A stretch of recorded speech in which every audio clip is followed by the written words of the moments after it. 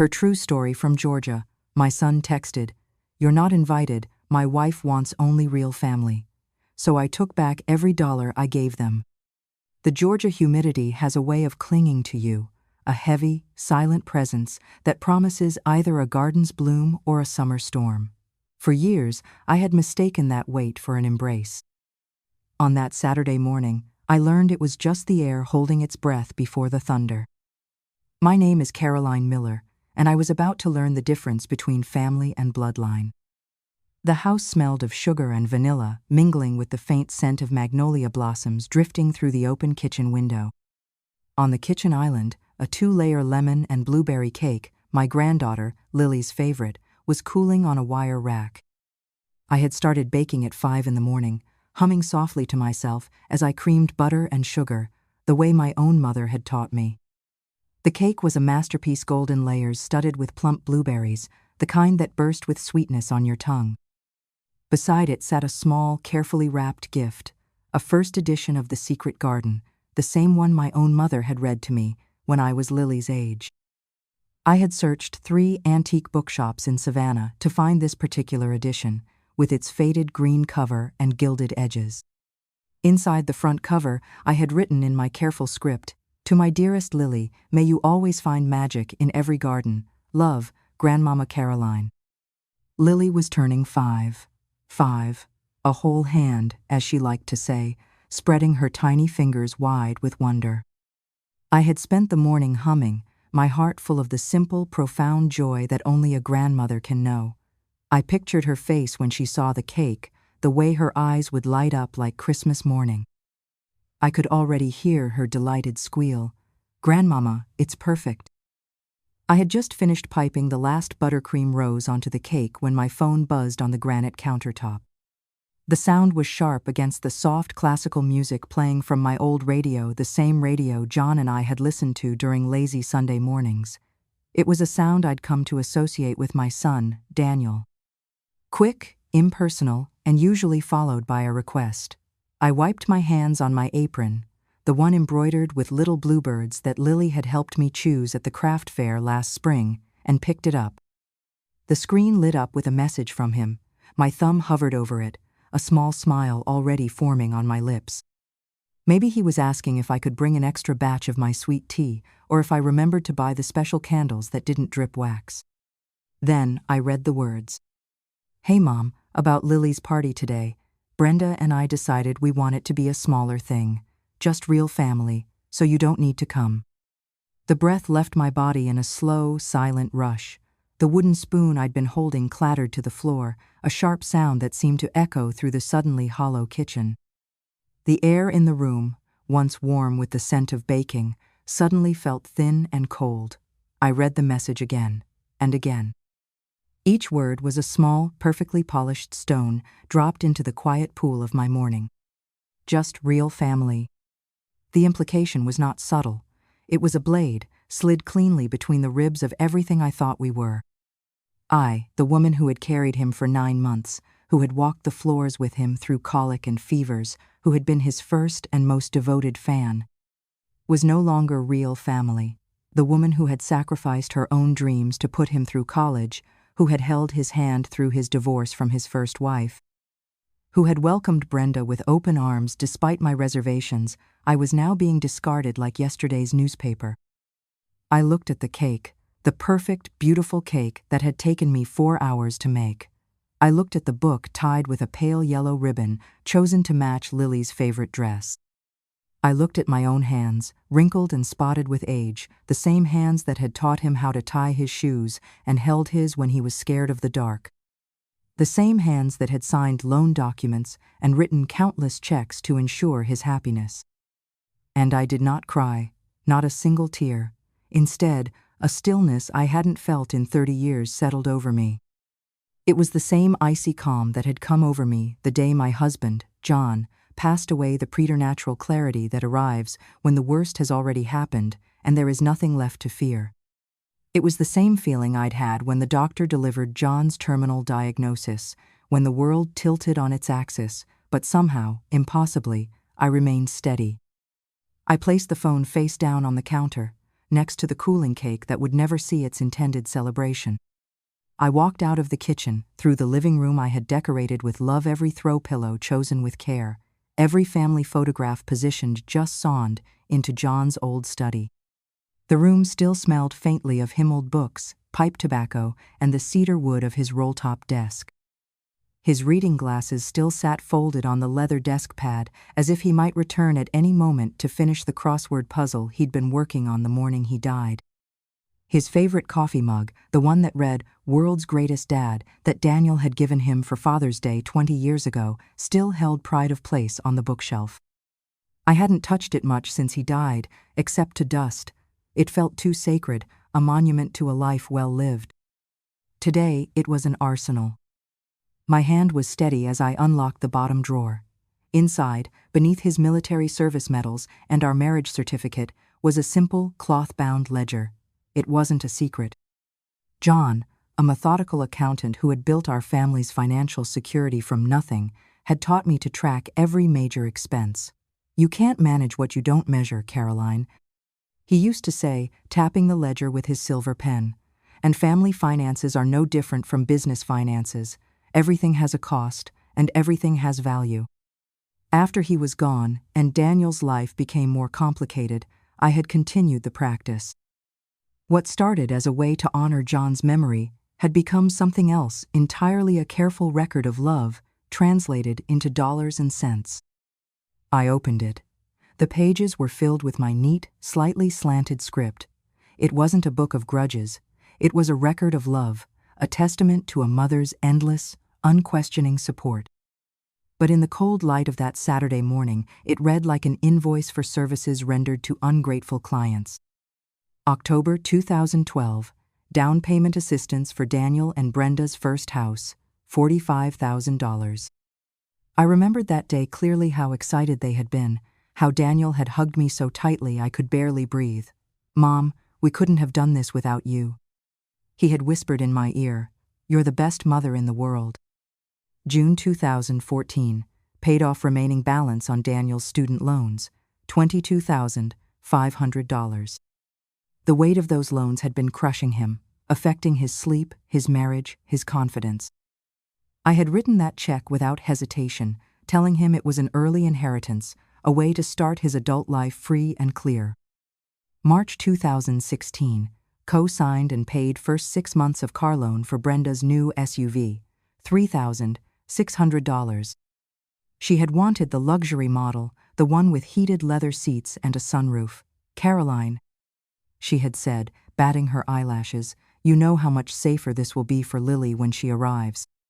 January 2017, emergency plumbing repair on their house after pipes burst, $4,200.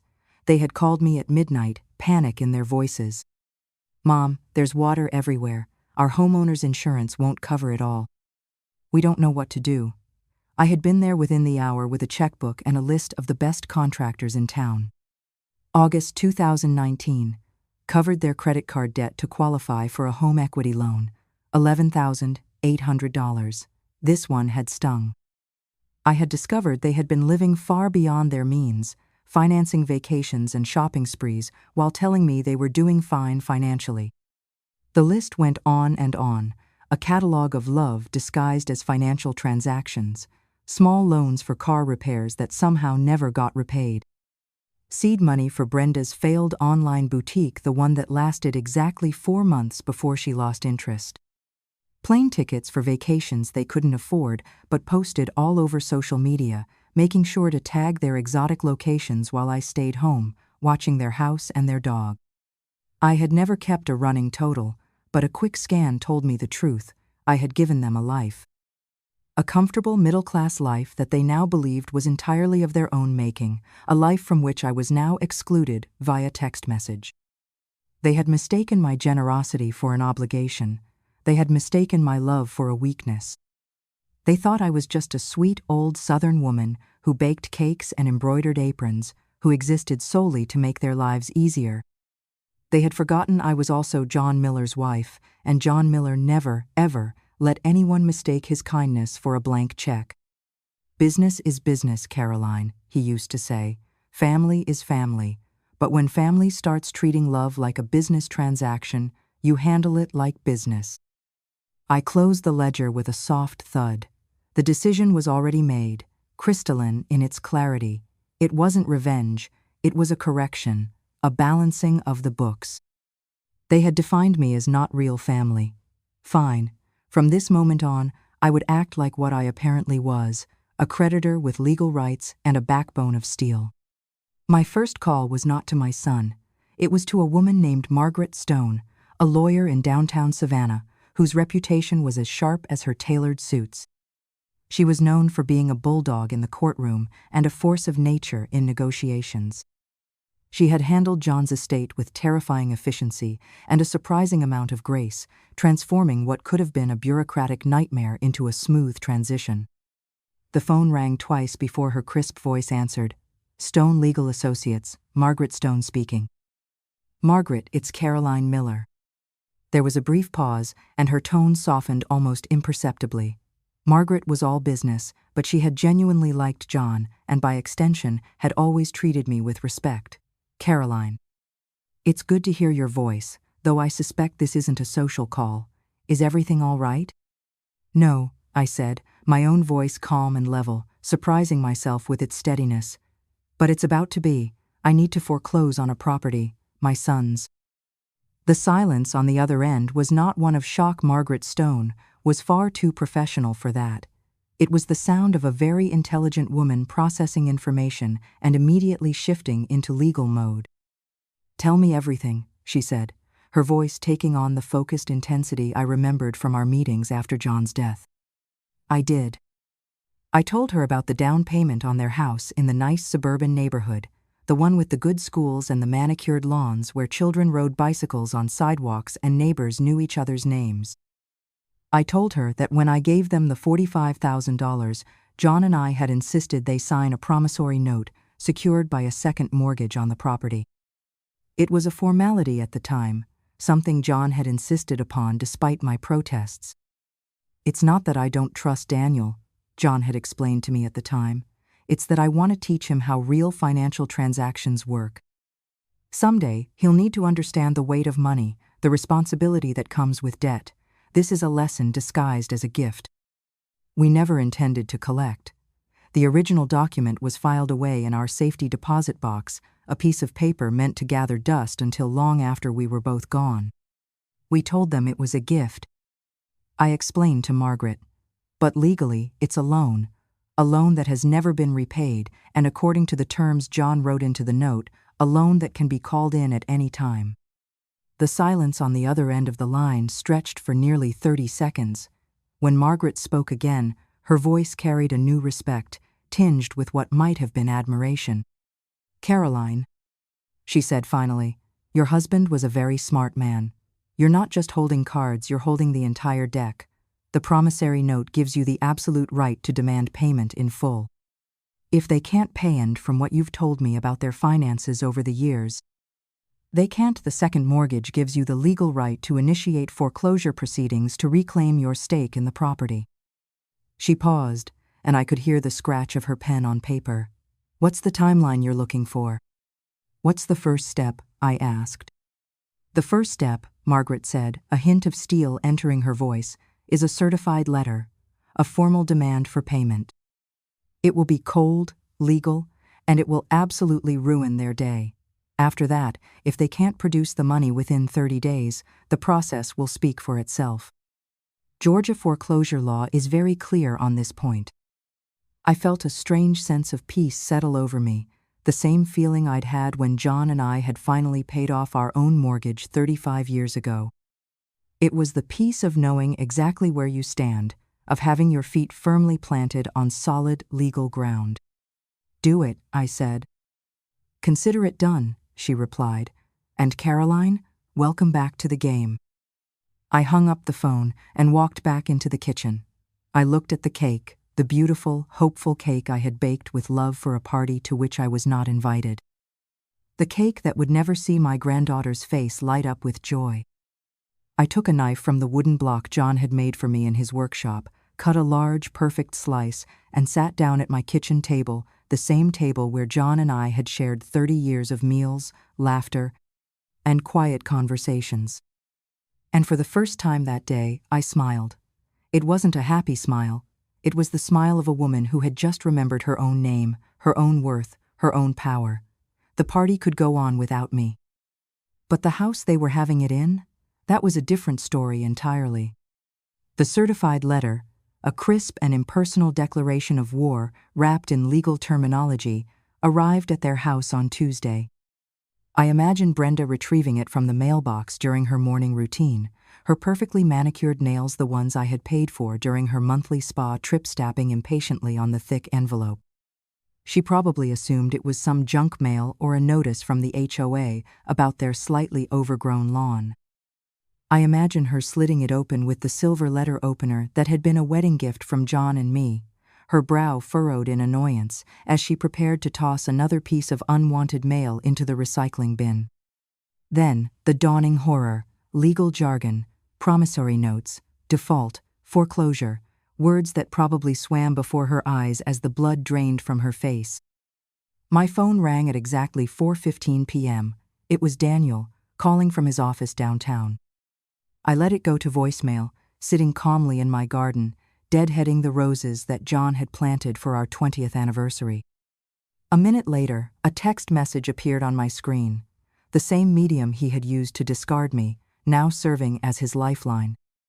"Mom, what is this? Some lawyer sent a letter? Call me now." I continued pruning, the familiar rhythm of garden work soothing my nerves. Snip, another dead bloom fell to the ground. Snip, another. Another voicemail came through 5 minutes later. This time, his voice was higher, laced with a panic he was failing to conceal. "Mom, I don't understand.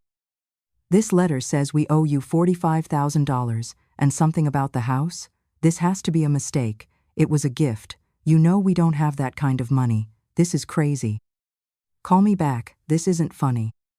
I continued watering the hydrangeas on my back porch. They were a deep, defiant blue this year, their blooms heavy with summer rain and southern sunshine. John had always said that hydrangeas were like people, they showed their true colors based on the soil they were planted in. Then came the texts from Brenda, a rapid-fire barrage of escalating panic and indignation that lit up my phone like a Christmas tree. "Caroline, what is the meaning of this? You are trying to take our home? After everything we do for you, we let you see Lily whenever you want. This is because of the party, isn't it? This is so petty. You are trying to ruin us over a misunderstanding. Daniel is having a breakdown. You need to call off your lawyer right now. This is insane." A misunderstanding, that's what she called it. The casual, calculated dismissal of my place in our family was a misunderstanding. As if my exclusion from my own granddaughter's birthday party was simply a matter of miscommunication rather than deliberate cruelty. I blocked her number with the same calm precision I used for everything else these days. I spent the next week in a state of quiet productivity. I didn't hide. I didn't grieve.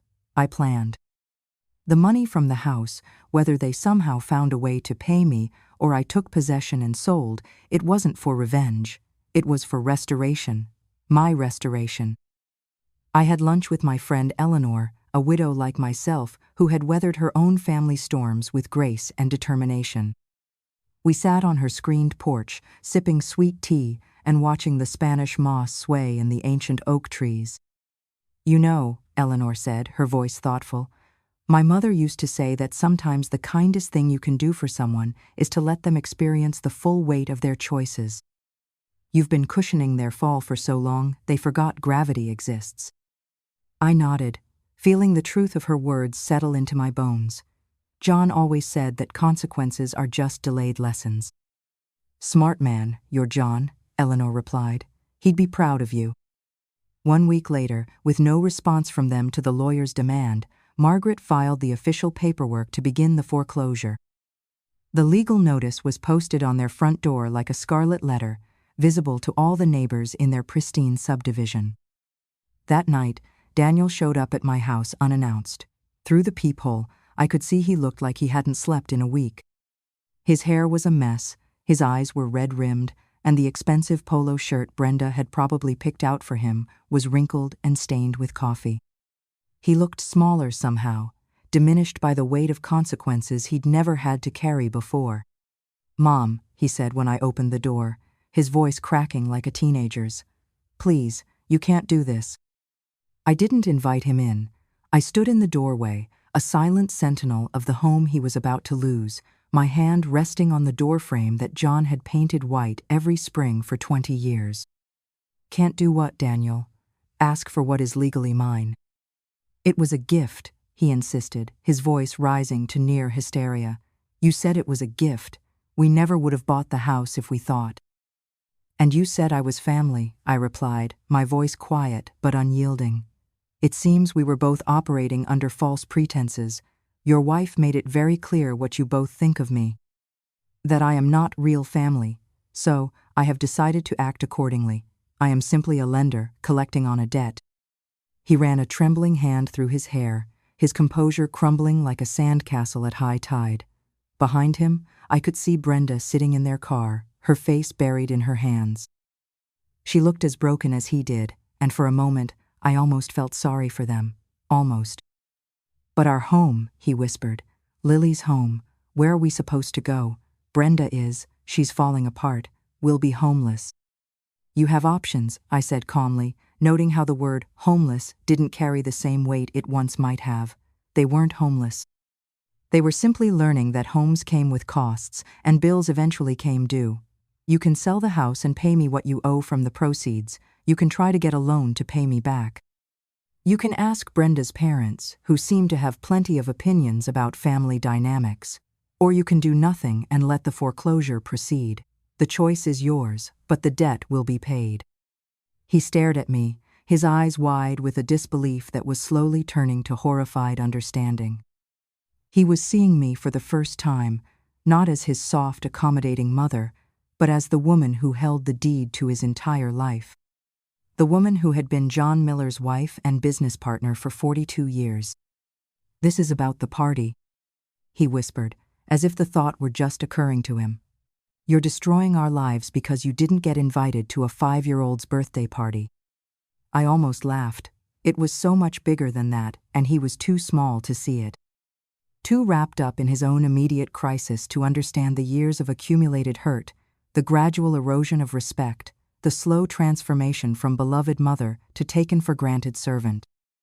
"No, Daniel," I said, looking him straight in the eye with the steady gaze I'd learned from watching John negotiate business deals. "I am reorganizing my assets. You and Brenda made a business decision when you declared me a non-essential part of your family unit. I am simply making a business decision in return. Now, if you'll excuse me, my dinner is getting cold." I closed the door gently in his face, leaving him on the porch under the warm, unforgiving Georgia sky. Through the window, I watched him stand there for nearly 5 minutes, as if he couldn't quite believe what had just happened. Finally, he walked back to the car, his shoulders slumped in defeat. I didn't take their house to live in it. I had my own home, one filled with the memories of a man who had always considered me the most essential part of his life. When they inevitably failed to secure a loan, their credit ruined by years of living beyond their means, their debt-to-income ratio, a financial counselor's nightmare, they were forced to sell. The sale closed in a whirlwind 45 days. Margaret handled everything with ruthless efficiency, ensuring that every I was dotted and every T was crossed. From the proceeds, my $45,000, plus years of accrued interest that Margaret had astutely added to the claim at the legal maximum rate, was wired directly into my account. The final sum was just over $63,000. The rest, a meager amount after the primary mortgage was paid and closing costs were deducted, went to them. It wasn't enough to buy another house. It wasn't even enough for a down payment in the same neighborhood where Lily had learned to ride her bicycle and where they had hosted elaborate dinner parties to impress Daniel's colleagues. I heard through the neighborhood grapevine friend Martha, who lived 3 streets over from their old house, that they had moved into a small 2-bedroom rental apartment across town. The kind of place with thin walls and no backyard, where children weren't allowed to draw with chalk on the sidewalks and parking was a daily battle. Brenda, I was told, had to go back to work as a receptionist at a dental office, the kind of job she used to look down on when she was playing the role of a stay-at-home wife supported by my generosity. Daniel had to take a second job delivering pizzas on weekends, something that would have been unthinkable in their old life of false prosperity. The $63,000 sat in my bank account, a silent testament to a debt finally paid, but I didn't want it sitting there, cold and accusatory.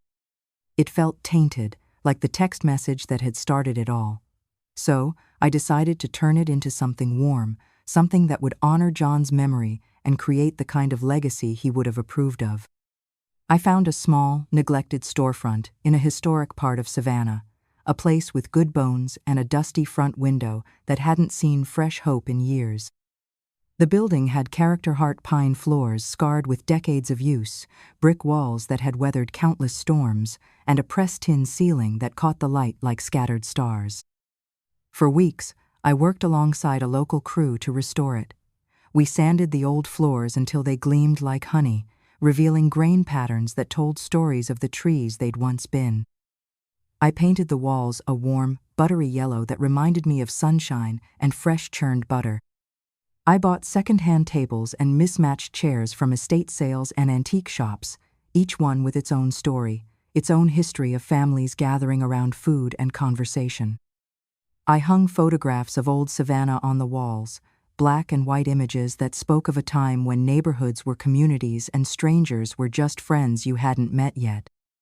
I installed a small stage in one corner for local musicians and filled mason jars with wildflowers that I changed twice a week. 3 months after I closed the door on my son, I opened a new one. On the front window, in elegant gold leaf applied by a local artist who had known John from the Rotary Club, were the words, "The Welcome Table Bakery." My specialty was pound cake, made from my mother's recipe that had been passed down through 4 generations of strong Southern women. I baked lemon blueberry muffins that brought people back from across town, buttermilk biscuits that could heal a broken heart, and cinnamon rolls that made the whole block smell like a Sunday morning at grandmother's house. I didn't do it to get rich. I did it because kneading dough is a good way to work through the knots in your own heart, and because there's something deeply satisfying about creating something beautiful from simple ingredients and hard work. The bakery became more than I had ever imagined. It became a hub, a heartbeat in the neighborhood, a place where old friends met for coffee and solved the world's problems over maple scones, where young mothers brought their children for an after-school treat and a moment of adult conversation, where lonely people could sit for an hour with a book and a cup of coffee and not feel so alone in the world. My employees became my new family. Sarah, a young single mother saving for nursing school who had a gift for making customers feel like they were visiting their favorite aunt, and Frank, a retired veteran who told the worst jokes in 3 counties but made the best coffee this side of New Orleans. They understood what the bakery was really about, not just serving food, but serving community, creating the kind of place where everyone knew your name and your story mattered. One rainy Tuesday afternoon, nearly a year after the party that changed everything, the bell above the bakery door jingled in a way that made my heart skip. I looked up from wiping down the counter, and my heart gave a small, painful lurch. It was Daniel. He looked different, humbled. The expensive clothes were gone, replaced by simple jeans and a button-down shirt that had been carefully mended at the elbow. His face was thinner, marked by a kind of exhaustion that comes from finally understanding the true cost of living. But there was something else there, to a steadiness in his eyes that I hadn't seen since he was a child. He was holding a small, clumsily wrapped gift, the kind of package that speaks of limited resources but unlimited love. He walked to the counter slowly, as if approaching a wild animal that might bolt at any sudden movement. "I know I have no right," he began, his voice low and careful. "But it's Lily's birthday. She's 6 today. She misses you." I said nothing. I just looked at him, this man who was my son but had become a stranger, who was now perhaps finding his way back to being someone I could recognize. "We were wrong, Mom," he continued, his eyes welling up with tears that he didn't try to hide. "I was wrong. I was a coward. I let Brenda's ambition and insecurity dictate how I treated my own mother. I let her convince me that your love was somehow embarrassing, that your generosity made us look weak. There is no excuse for what we did. I wanted to say I'm sorry. He pushed the gift forward with trembling hands. And I wanted to give you this. I slowly unwrapped it, my fingers careful with the recycled paper and reused ribbon. Inside was a small wooden frame that looked like it had come from the dollar store, but the love with which it had been chosen was unmistakable. The photo inside took my breath away. It was a picture of me and a tiny, newborn Lily in the hospital, taken just hours after her birth. My face was tired but radiant, marked by the profound joy that comes from holding your child's child for the first time. Her little hand was wrapped around my finger, so small it looked like a pink flower petal. I remembered that moment with perfect clarity, the weight of her in my arms, the smell of her skin, the overwhelming rush of love that had brought tears to my eyes. Beneath the photo, in Daniel's own handwriting, neater now, more careful than I remembered, it said, "The realest family." A single tear, the first I had shed through this whole ordeal, traced a path down my cheek. It wasn't a tear of forgiveness. Forgiveness would be a longer journey, one measured in actions rather than words. It was a tear of grief for the son I had lost, and the man who was now, perhaps, trying to find his way back to who he used to be. "Apologies are words, Daniel," I said, my voice thick with emotion I hadn't expected to feel. "Actions are what matter." I turned and took the old ledger from beneath the counter. I had brought it to the bakery on the first day, not out of spite, but as a reminder of what this place was built on, the understanding that love has value, that generosity deserves respect. That family is something you build, not something you're simply entitled to. I opened it to the first page and slid it across the counter to him. "This," I said, "is what you owe me, not the money, the acknowledgement. Every line in this book was an act of love. You treated it like an open tab at a bar." He stared at the pages, his eyes moving slowly down the list of dates and amounts. For the first time, I think he truly saw it not as a record of transactions, but as a catalogue of sacrifice. He saw the Christmas bonuses I had forgone to help with their down payment. He saw the vacation I had canceled to pay off his student loans. He saw the years of small luxuries I had denied myself to ensure his comfort.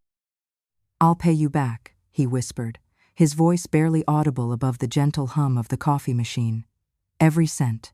I don't know how, but I will." I shook my head, feeling a strange sense of peace settle over me. "I don't want the money, Daniel. I used it to build this place. A place where everyone is welcome, where people understand that love is not a transaction and kindness is not a weakness." I pushed the ledger into his hands, noting how carefully he received it, as if it were made of spun glass. "Your debt is to her now, to Lily. I want you to take this book.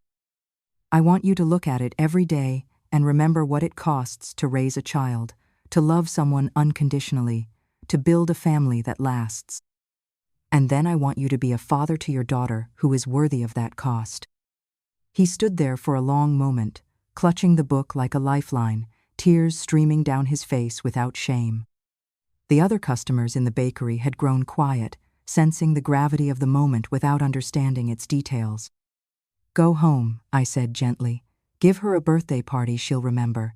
Tell her that her grandmother loves her. Tell her that love is not something you earn, it's something you honor." He nodded, unable to speak, then turned and walked out into the rain.